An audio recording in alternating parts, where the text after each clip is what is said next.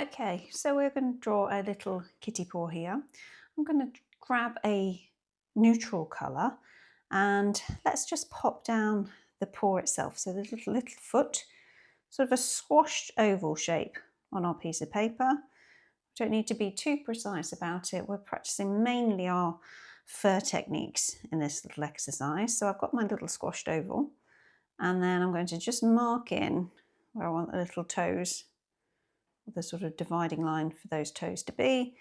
And then my leg is going to come up here, slightly on a slant, something that looks like that. And using super light pressure, and you could probably barely see it on the camera, I'm just marking in that sort of line here, swooping curve for where the foot is joining the leg, or where the leg fur is sort of overlapping on that foot.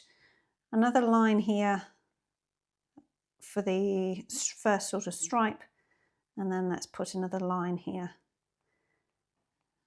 for that top stripe. You'll notice with those lines, what I'm doing is, with the stripes, what I'm doing is I'll use harder pressure here just so you can see, is I'm just sort of sketching in the direction of the fur, sort of backwards and forwards in the direction of the fur rather than having a harsh line. I think that works quite well.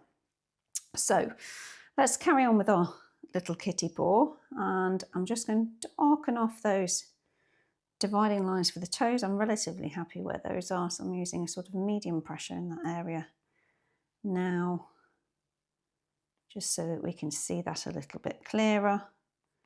A little flick out of fur here, and it's a little bit darker coming around here. So again, you'll sort of notice I'm going through, I'm using this sort of stroke, so the fur is going in lots of directions, sort of radiating out at the top of that paw there. So I'm being very conscious about that fur direction. And then with a lighter pencil, so this is a cream, you could use a cream or an ivory or even a warm grey one.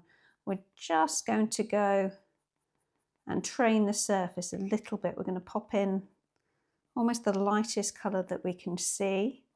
I'm working against the direction of the fur growth, and I'm flicking sort of up and into that paw. So as I move around, I'm doing this sort of action again. So I'm going towards the bottom and then flicking up, but then changing my pencil direction ever so slightly as I move around.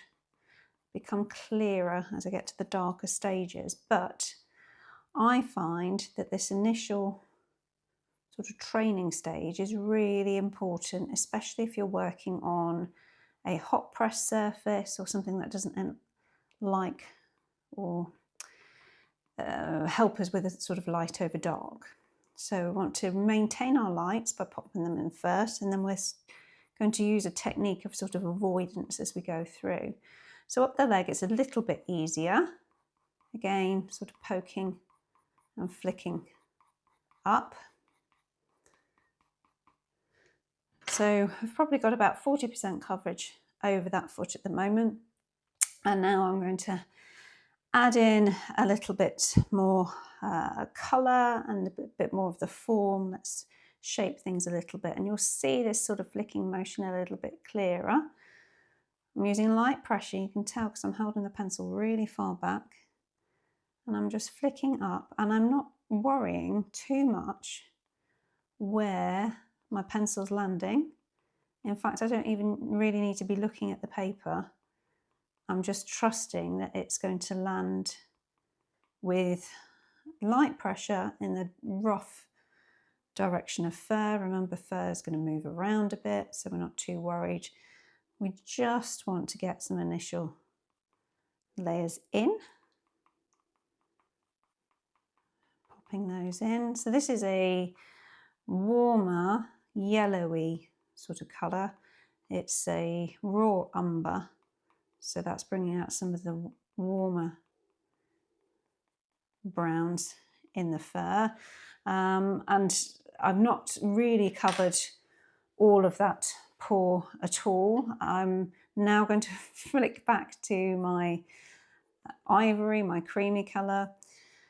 And the reason for doing this, one, it's going to just move any pigment that's on the top from that raw umber, and it's just going to soften that fur just a little bit. It's also going to, by now, hopefully have covered all of the paper. I've got some pigment down. It's either the sort of creamy ivory colour or it's a raw umber. So I've got some pigment down everywhere, and now I'm going to slowly build up my colours. So I'm going to start rotating through some other sort of browns. No real order for doing this, and I tend to alternate the order in which I lay down my pencils. I feel like I can see some more reddy browns in certain areas, so I'm just popping those in. So this is more of a burnt sienna, a warmer, richer, red-leaning brown.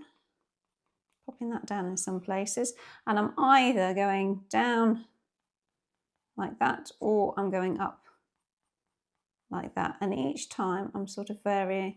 I'm honouring the fur direction roughly, but you can see occasionally I go in slightly different directions just for a bit of randomness, really, for a bit of variety. Again, I'm starting to lose some of the definition here, so I'm going to hop to a darker pencil. So this is a sepia. So it's just a darker pencil. You could go for a really dark, warm grey. That would do fine. Just popping in some of those initial sort of transition areas that we had in right at the very beginning. So where we move from the foot to the leg, that little stripe. I am checking against the reference photo, but not for the individual fur, just to make sure that I've got some of the key features coming across. I'm still using super light pressure, and at this point what I'm really doing is just sort of adjusting the form and the variation of colours over the piece. I'm seeing if the colours that I've chosen are making sense or not, and if they're not, now is a good time to sort of lift them out a little bit with a putty eraser. You just sort of dab them out, but I'm quite happy with how this is going. So it's starting to look a little bit more like a paw now. Now is a time to sort of build up that depth a little bit. So you could go for something warmer. So bring in something like a warm earth 40%. So we could build up some of the warmer fur colours in there, or we could go for a more neutral, slightly cooler colour. And I think this is my cat Monty, and I think he's got a nice mix of sort of warmer and cooler tones. So I've gone somewhere in the middle, which is a cocoa.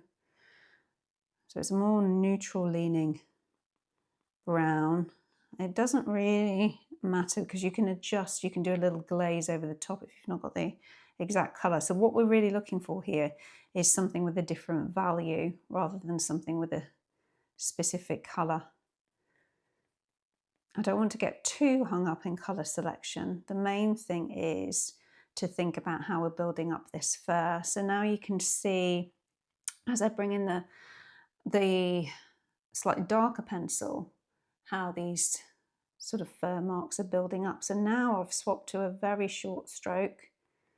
And again, I'm sort of honouring that fur direction. So I'm going up against the fur and also down with the fur growth.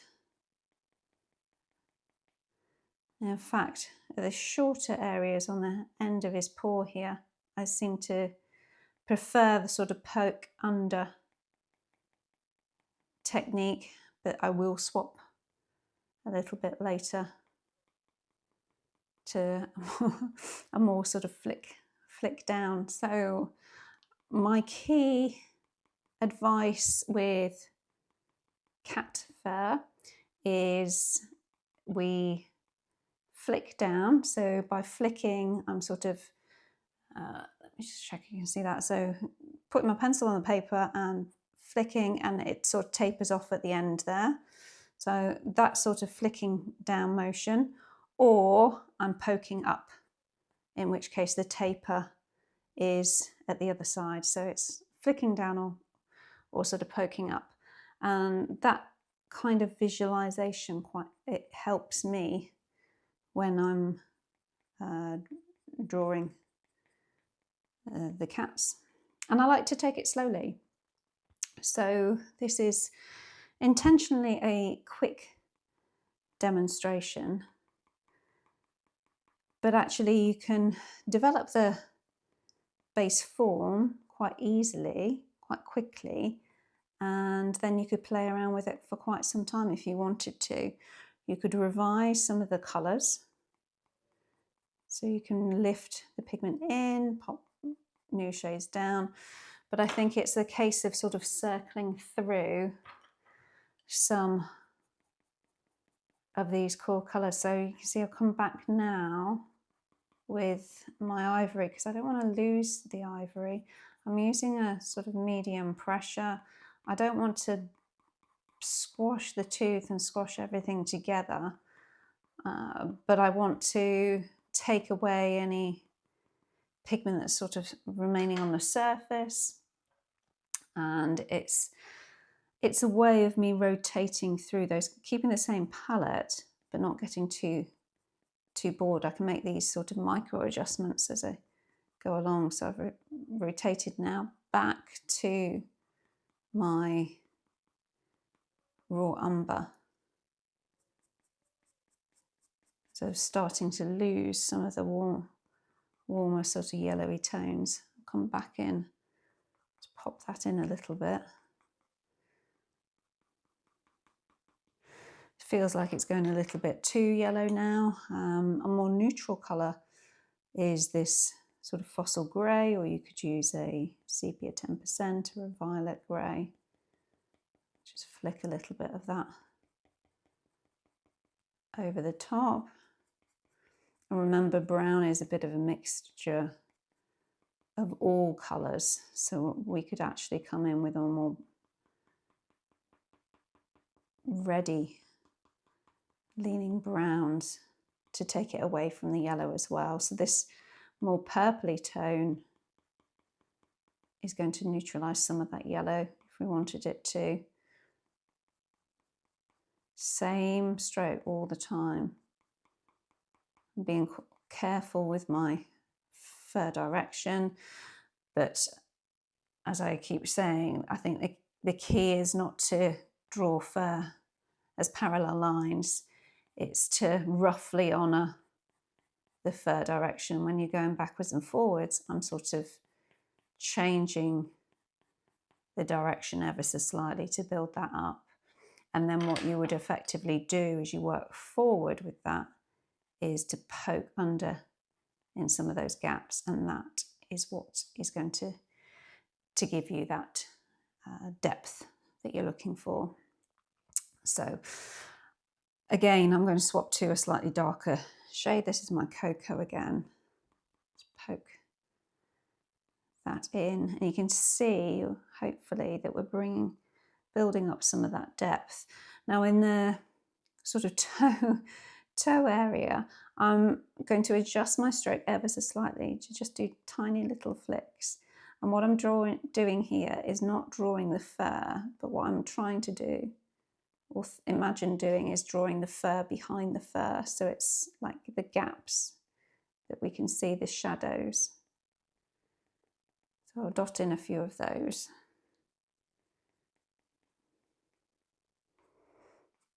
Now I might flick down a little bit. So when we're flicking down, it's like we're drawing the fur itself. That's one way to think of it. And then when we're flicking up and under, it's almost like we're drawing the shadows.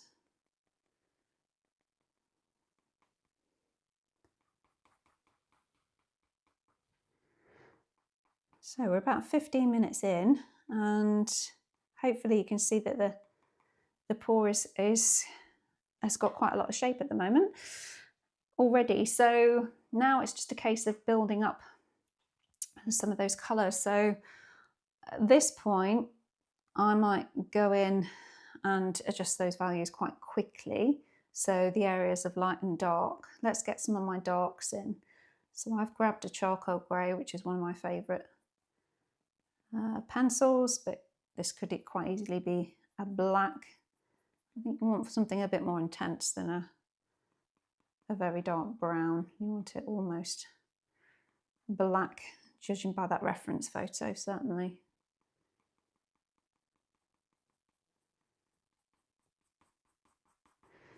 What you might want to do, if you want some richness to that black, is sort of remember we can come in with our, say, our burnt sienna. Just layer over the top. That'll give it a little bit of warmth, and maybe on reflection some of these areas are looking a little bit yellowy. So let's gently flick in a warmer colour. I would say don't be afraid to sort of pencil hop a little bit. If you're working in an area and feel like it's not quite the colour that you were hoping for, it's not going in exactly the right direction, then I'd say follow your instinct, and while that thought sort of occurs to you, that's a great time to make an adjustment. So there's a nice bit of sort of flicky fur that's coming down here. I might try and get in. So we don't need to copy the reference photo exactly, but sometimes little things like that are just going to help with the realism. So with the ends here, and I should probably sharpen my pencil. Just got my sort of more violet leaning colour. It's neutral, and I'm just flicking it, little wispy bits off. So adding a few wispy bits to the end. So you'll notice that I don't have any hard lines. I'm also not worried about that initial under sketch. That sort of disappeared. And if not, it was put in lightly so we could erase it if we wanted to. I'm just flicking up into that leg, and then where the leg joins with the foot again, flick down a little bit. If it's not making any difference, if you're not getting any pigment down, I would say that is a time to change pressure, but otherwise I just maintain that light pressure. And I'm just flicking into that fur, and the more layers you get in, the less impact your darker pencils are going to have. So you can be a little bit more fluid with them. See, I can stroke quite a lot on here, and it's not making a huge difference. I'm getting some pigment down. But I've also got some resist from those early layers as well. Let me just flick down that stripe while I remember. So remember when we went in originally, we popped in this ivory, and I did that same approach of sort of varying my fur direction all the way down. And that's really helping us now in these later layers. So this is leaning a little bit yellowy for my liking. So what I might do is take my warm earth or my burnt sienna, and just adding more of a reddy tone in there.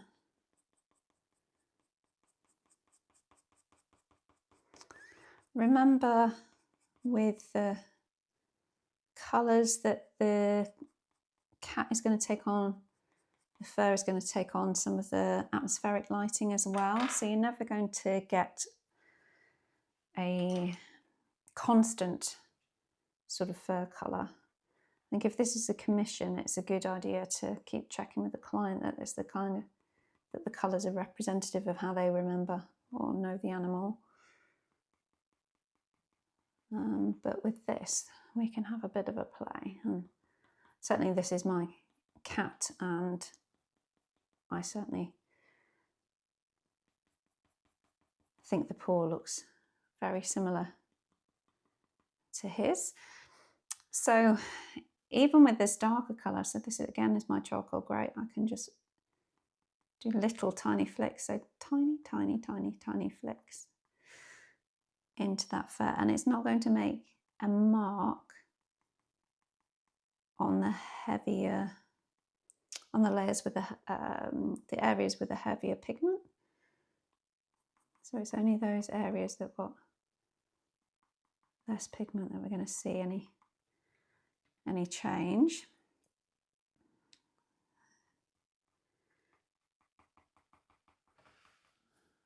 So we're just over 20 minutes into our challenge, and I'm quite happy with this, but I'm enjoying it. So what I might do is just sort of continue on. So if this was a commission, I might take a photograph, take a step back, come back to it a little bit later, move on to another area.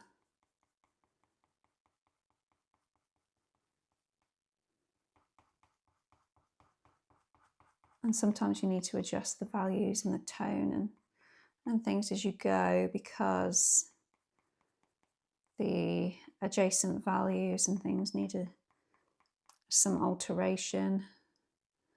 What we could just do is go a little bit further up this leg. Remember to flick out a few stray hairs. That sort of added realism. It's got nice fluffy paws. Monty's a British short hair, and he's got a really thick coat. So I've lost the stripe a little bit, which is what I'm thinking about now. So I might increase my pressure with this sort of middle to dark brown. This is my cocoa.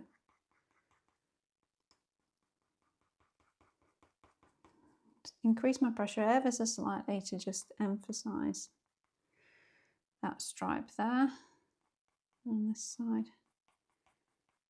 Flick that leg away, and it's sort of fading off up here. Even for a sketch, I don't like a harsh cut off, so I might just add a little bit more context in there. Then my warm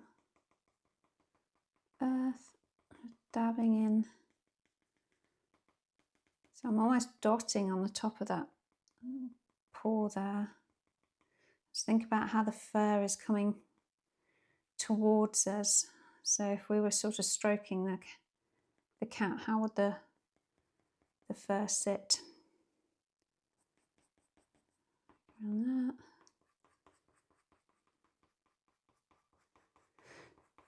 So we've not consciously layered one colour on top of another, but we are layering as we go.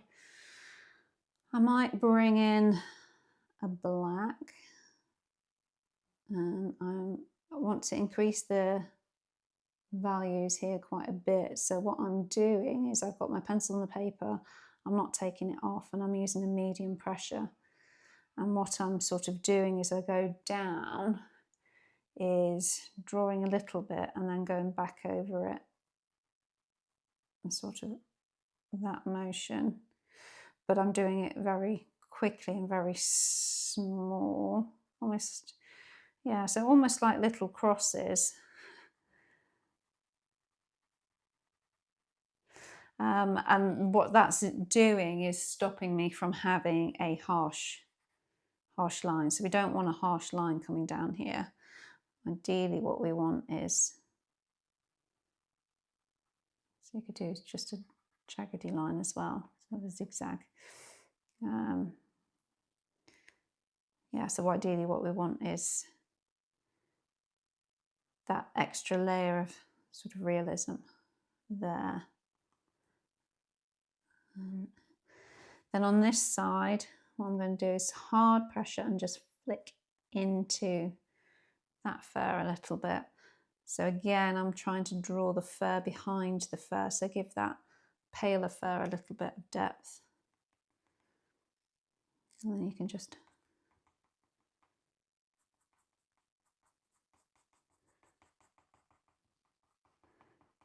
tweak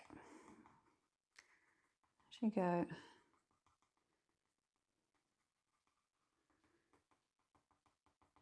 So this is still my black, but I'm using light pressure. I'm quite happy with this. I keep saying that, and then I keep saying but. One of the things that I often do is I'll take a seat back and kind of think about the form and adjust the form a little bit. So I'm using super light pressure, and I'm just making sure that I've got the feeling of that sort of rounded shape of the paw. What this is doing, because I'm going around an oval, is sort of altering all those values in one go. Obviously you could do that slower. It's gone a little bit yellowy again, so I might come over again with a fine glaze of that sort of burnt sienna. So that's a later stage sort of adjustment that I like to do. The opposite of that is to grab a putty eraser and dab things out, but I'm quite happy with this. And what's then happened though is we've sort of blended everything together a little bit, and it's possible that we've lost a little bit of our texture. So I'm just going to come back in here with my Fossil Grey, because it's a nice sort of neutral colour. Neutral colours sort of sit well with everything, and I'm not too worried about them making a horrible mess. What happens with you when you add the neutral colours over is they tend to dull things or change the colours ever so slightly, but you don't tend to end up with something dramatically different. And then with one of my darker browns, I'm just going to flick in some of those details again that's got a little bit lost when we adjusted those values all at once, when I did that sort of glazing. So with the glazing, what I'm doing is just sort of giving it a wash of colour, light pressure. And I sort of went around like that to get the oval shape. You could, another way of sort of thinking about it is going round on those sort of paws to round them out a little bit. So it's almost adjusting all the values of the areas of lights and dark all at the same time.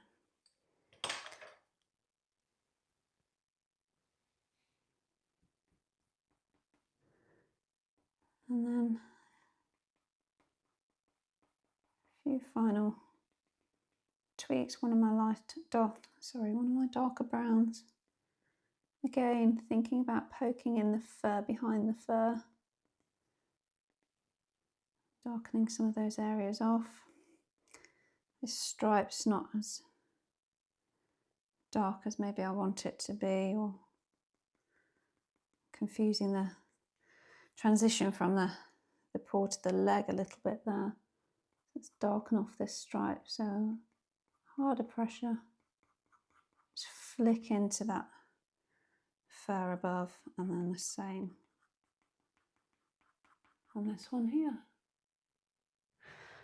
So I hope that's been sort of helpful as a quick start guide to my process with drawing fur or cat paws.